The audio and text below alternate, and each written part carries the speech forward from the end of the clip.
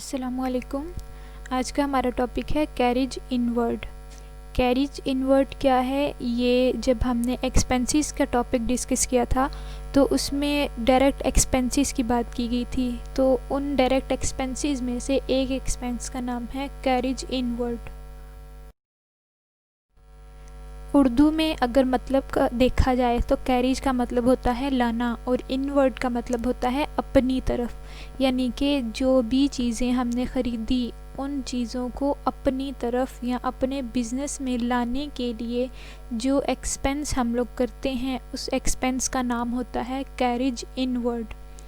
जो भी परचेज़ हमने की, वो मशीनरी हो या कोई रॉ मटेरियल हो या कोई और चीज़ें हों, उनको अपने बिज़नेस तक लाने के लिए जितना भी ख़र्चा किया था उस ख़र्चे को जो नाम दिया जाता है वो है कैरिज इनवर्ड।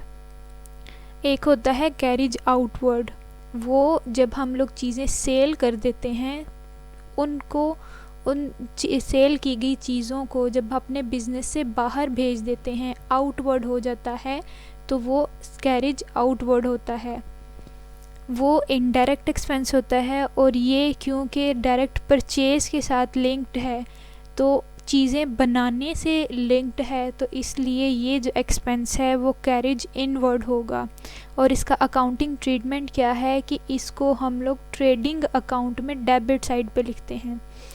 इसकी अगर एंट्री देखी जाए तो इसको करते हैं trading account to carriage inward account, और जब हम लोग ट्रेडिंग अकाउंट में इसको ट्रांसफ़र करेंगे तो ट्रेडिंग अकाउंट की डेबिट साइड पे हम लोग कैरिज इनवर्ड लिखते हैं।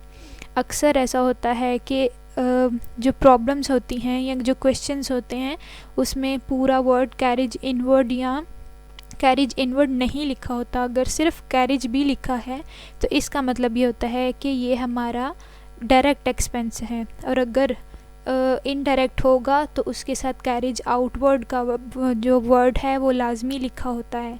सिर्फ कैरिज है तो कैरिज इनवर्ड होता है और उसको डेबिट ही करते हैं।